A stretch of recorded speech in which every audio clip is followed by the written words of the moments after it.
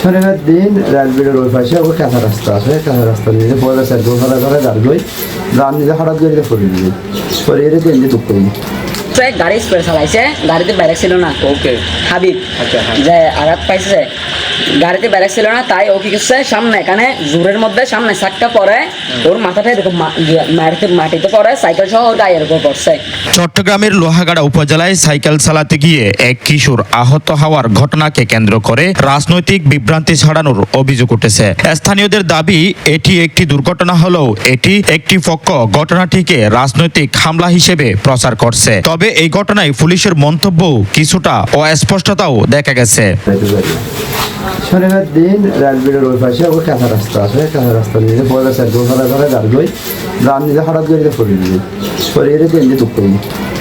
দোকানের পরে আমরা বেশ কয়েকজন গেলি, যাওয়ার পরে আমরা দেখি যারা আমরা হয়তো তুই বেশি দুঃখ পাই নাকি, তুই চিকিৎসা করতে দেখিনি, ডাক্তার দেখিনি, এলো হওয়া গিয়ে আমি ফোয়া তো হরিয়ার না জানি আর কোনো আমি যেন হরিয়ার হওয়া না, ইয়া ফেসবুকে দেখি জানা হরিয়ার হওয়ার কোনো আমি যেন হরিয়ার হওয়া। এখন হঠাৎ করে যারা আমরা টিয়া দিতে চাইলাম 100 মানে 100টাই দিতে চাইলাম, আমি তাদের টিয়া দিয়ে নেবো আরেকখানা করে কি ঘরের লেগে যায় এত ঘরের লেগে হরিয়ার হওয়া হরিয়ার হওয়া আমরা কীভাবে মিটার দূর নিজে আগে যাই, আয়োজনের পরে এখন দুই পরে ফেসবুকে নিয়ে দেখির দিকে রাখানো মেরিকে তোর দিন লম্বা হয় না, আর দিন নবানি আর সামনে ফরিয়ে আর দেখি যে দুধের কি আত না হতে কে না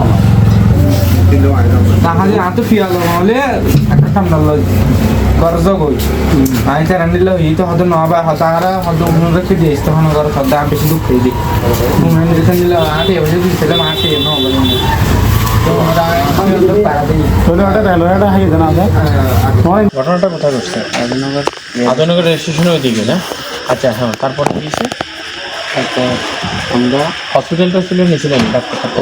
জানা যায় উপজেলার বড়হাতিয়া ইউনিয়নের ৯ নম্বর ওয়ার্ডে বন্ধুদের সঙ্গে ঘুরতে গিয়ে ফেরার পথে সাইকেল থেকে পড়ে গিয়ে আহত হয় ওই কিশোর। তার সঙ্গে থাকা বন্ধু ও প্রত্যক্ষদর্শীরা বলছেন এটি সম্পূর্ণ দুর্ঘটনা, কোনো হামলার ঘটনা ঘটেনি। এদিকে ঘটনাটিকে রাজনৈতিক রূপ দেওয়ার চেষ্টায় উদ্বেগ প্রকাশ করেছেন এলাকাবাসী। তাদের অভিযোগ একটি মহল গ্রামের সম্প্রীতি নষ্ট করতে উদ্দেশ্য প্রণোদিতভাবে অপপ্রচার চালাচ্ছে। ঘটনাটি নিয়ে পুলিশের মন্তব্য দেখা গেছে কিছুটা ভিন্নতা। প্রথমে সুনতি পুলিশ ফাঁড়ির দায়িত্বরত সদস্যের সঙ্গে যোগাযোগ করা হলে তিনি জানান তদন্তের পরিপ্রেক্ষিতে তার ঊর্ধ্বতন কর্মকর্তাকে জানানো হয়েছে।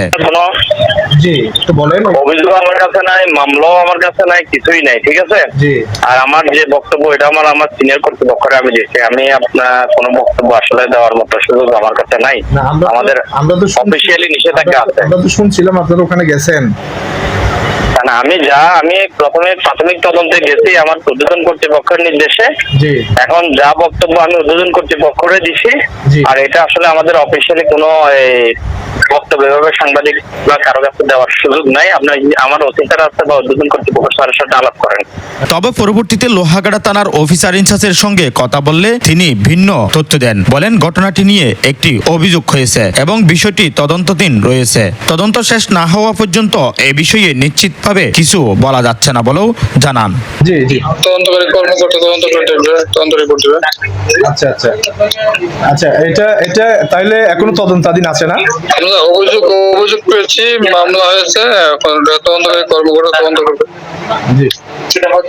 ইউনিয়নের ভারপ্রাপ্ত চেয়ারম্যান আজিজুল হক বলেন তিনি এখনো সরাসরি কোনো পক্ষ থেকে বিষয়টি জানেননি, তবে সামাজিক যোগাযোগ মাধ্যমে দুর্ঘটনার খবরটি দেখেছেন। একই সাবেক চেয়ারম্যান এমডি জুনাইদ চৌধুরী জানান আহত কিশোরটি গত শনিবার রেলওয়ে স্টেশনে ঘুরতে গিয়ে সাইকেল থেকে পড়ে পাথরের আঘাতপ্রাপ্ত হয়। তার মতে এই ঘটনার কোনো রাজনৈতিক সংশ্লিষ্টতা নেই, এটি একটি দুর্ঘটনা। এটা রেলের স্টেশনে গেছিল। জি। স্টেশনে যাওয়ার পথে উনি সাইকেল নিয়ে অ্যাক্সিডেন্ট করছে।